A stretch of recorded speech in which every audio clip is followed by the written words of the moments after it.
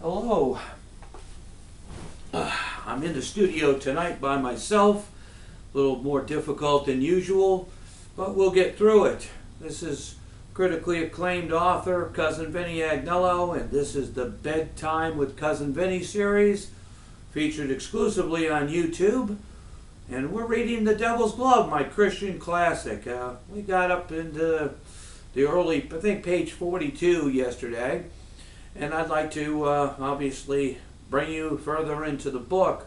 I'm going to bring you about 180 pages into the book, not all tonight, but in little 15-minute segments, and I figure it's the ultimate tease, and maybe by the time we're done, you guys will decide to purchase yourself your own copy of The Devil's Glove and let your friends know what an amazing book it is and why it's been raved about all over the nation. But anyway, no more bragging for me. Let's read The Devil's Glove.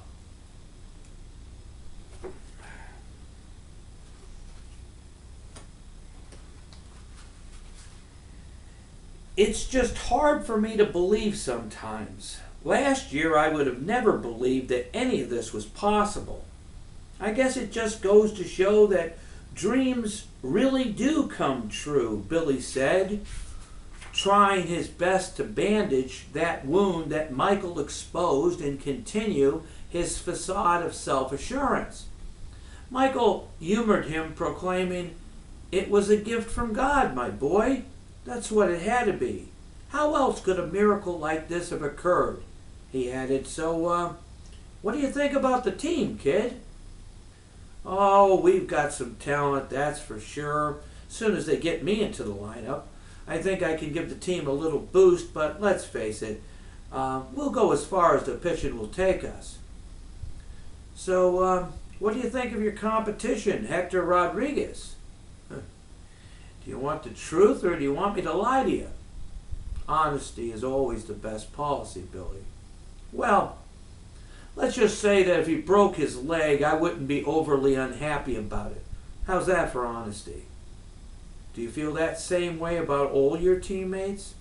"No, not at all. In fact, tonight, from the get-go, I was cheering for Billy Pierce to shut down those Indians. I mean, when you're at the show, you gotta cheer on your teammates, right? How else are we gonna make it to the series?" "Well, I'm glad to hear that you're back to your senses again." "Yeah, I was only being like that in order to get here," Billy divulged unintentionally. "What do you mean by that?" "Oh, nothing. I don't know what I'm talking about half the time. My mind just isn't totally here yet. You know, all this excitement is just a little too much for me. It's going to take a little time for me to adjust," Billy said deceitfully. "I was only being like that in order to get here." That statement of Billy's kept ringing in Michael's head. A gift from God? I think not. I should have known better, he thought. So was that the deal? Was it the cheering against his teammates that enabled Billy to have the ability to rise to the major leagues in the first place? And if it was, then why didn't he continue to put his hex upon them? He couldn't have thought that it was just a temporary deal, or could he? Was the boy that naive? Michael's biggest question was, why did he choose death? Why did he think that that was the only way out? These were the questions that haunted Michael until the day he died. As far as the grave was concerned, it was never discovered. The Billy Green disappearance was never solved, and it, along with the Black Sox scandal, became just another part of the folklore that surrounded the old ballpark. The World Series would make its way back to Comiskey in 1959, but the Sox would lose in 6. And with so much life and history taking place within the confines of the stadium, Billy would continue to lie undisturbed until 1991. In 1991, the White Sox ownership had the old Comiskey Park demolished as the team moved into a brand new ballpark. End of chapter 1. Chapter 2. The Unconfident Eddie Romano. 11-year-old Eddie Romano was scared to death as he waited for his turn at bat. Secretly, he wished that Brett Jones, his teammate, who was currently at bat, would make the last out to save him the embarrassment. When it came to playing baseball, Eddie would be best described as, quote, unconfident. He never had any success before, so he assumed that he just didn't have any God-given talent. Although he felt worthless as a player, he still loved the game. He just didn't love being the center of attention. And he knew that's exactly what he would be if he got up to bat. So far, Eddie's secret wishes were not coming true, as Brett was ahead in the count, 3 balls to 1 strike. Eddie stared out toward the bleachers, which were filled with every Little Leaguer's #1 fan, and at the moment, Eddie's #1 nightmare, parents. Seeing his folks in the stands gave him a sinking feeling in his stomach. Then suddenly he heard, "Ball 4!" screamed out by the umpire, and he knew his worst fears had just materialized. It was the bottom of the 6th inning, and his team, the Astros, was behind 3-2 with runners on first and second base with 2 outs. As Eddie walked up to the plate, he heard shouts of encouragement coming from his coach, Mr. Mitchell. He heard the fans, his parents included, screaming out for him to do well. At this particular moment, he wished he could have been anybody on the earth other than himself. He thought, how can they really expect me to get ahead when all I've done all season long is strike out? Why should I even bother going to bat? This whole situation is absurd. I'm just going to embarrass myself. I don't want to do this. Looking very much like a death row inmate taking that final walk toward the electric chair, Eddie looked down at the plate and suddenly started to tremble. He immediately stepped back out of the batter's box. He did a quick about-face and ran back toward the dugout. I can't do this, Coach. Haven't you got anybody else? Eddie, I've used up my bench. Just give it your best try, okay, kid? Mr. Mitchell pleaded.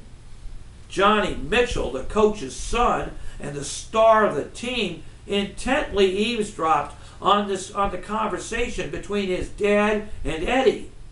What kind of shit is this, Romano? You better get your ass out there before I decide to tear you a new asshole. I swear to God, Romano, you're worthless. You know that? Coward like you doesn't even belong on this team. Cool down, Johnny. I got this situation under control, Mr. Mitchell informed his son, then added dejectedly, please, Eddie, just go out and do your best, will you? The big fat volunteer umpire waddled toward the dugout and asked Eddie in a sarcastic tone of voice, hey, kid, do you think we could possibly get this game going sometime this century? Eddie didn't respond to the umpire verbally. He just turned around and began a slow and mentally stressful walk up to the plate.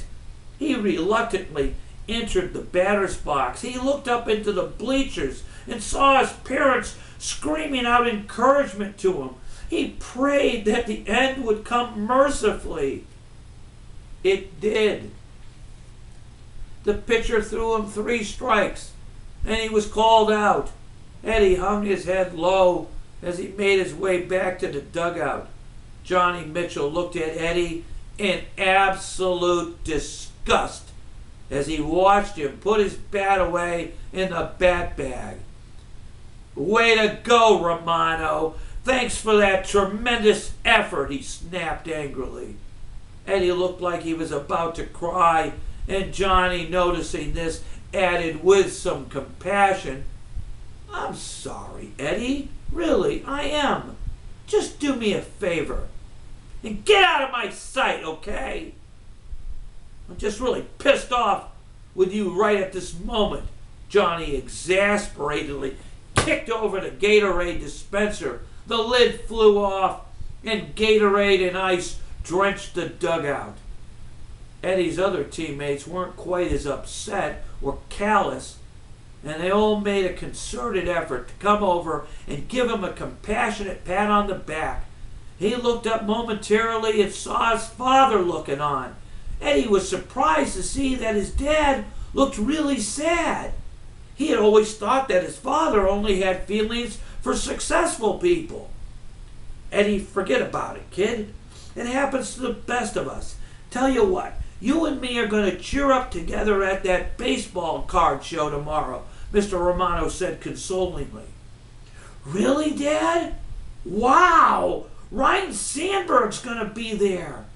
You're the best dad in the whole world. I promise you, I'll do better next time," Eddie said, in a much better spirits than he was in the moment before. "I know you will, my boy." Next chapter, Eddie and his dad bond. Eddie had never seen so many card tables. They weren't kidding when they said on the radio that there would be card tables galore. This was Eddie's first card and memorabilia show, and he clung to his father's arm as they fought the crowds to observe each fascinating exhibit. It was billed as the 5th annual Windy City Sports Collectibles and Memorabilia Show, and from Eddie's 11-year-old perspective, it looked like the whole city of Chicago was in attendance. He tugged hard on his father's arm when he caught a glimpse of Ryan Sandberg signing autographs behind a table in the corner of the auditorium. He was amazed that he could spot anyone through this endless maze of, from his perspective, trees that were walking along and obstructing his view. "Dad, Ryan Sandberg." "What'd you say, Eddie?" Eddie quickly pulled his 6-foot father down to his level. "Dad, Ryan Sandberg's over there," Eddie said, pointing a finger in the direction of Mr. Sandberg. "You want an autograph?" "Yeah," Eddie said excitedly. "What do you say?" "Please." "That's better." Mr. Romano debated with himself over whether Sandberg would charge for his autograph, since nothing else in this ultra-commercialized gathering went for free. The Romano duo fought their way through all the chaos and confusion of all the people scurrying about and finally arrived somewhat near the Ryan Sandberg table. They then found a place in the long line and stood patiently waiting behind many others. "Eddie, what are you going to have him sign?" "My baseball glove, Dad." "Hey, wait a minute there. I just bought you that glove. Don't you even think about putting that glove away, Eddie. I didn't buy that glove to have it sit on your shelf. Gloves are way too expensive these days to waste. You hear me?" "Loud and clear," Eddie lamented. "Good. You know, when I was a kid, they didn't have shows like this one. But collecting baseball cards was a big thing in my neighborhood. I collected the entire 1970 series. But you'll never believe what I did." "What'd you do, Dad?" "When I was just about your age, I traded Johnny Bench for some common player named Joe Keogh.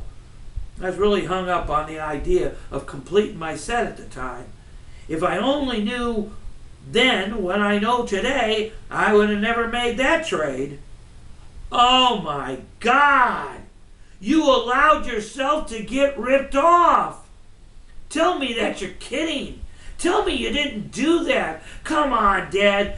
You know you're pulling my leg, right?" Eddie chuckled. "Unfortunately, I did do that. Don't look at me that way. You'll make a few mistakes before you're through too, kid." "Maybe so, but nothing as big as that, Dad." You want to hear another big-ass mistake of mine? Sure. I love to hear stories about my dad screwing up. Well, your grandfather, for Christmas that year, gave me a baseball card locker to store my cards in. And I had so many cards that they all didn't fit properly. Well, anyway, it was such a tight fit that I ended up bending them all up trying to get them into that locker. Years later, I find out that I wrecked the cards' value by blunting their edges and storing them like that. That's right! Cards lose their value when you bend their edges. Boy, Dad, you were a complete moron, weren't you? Eddie emphasized the obvious.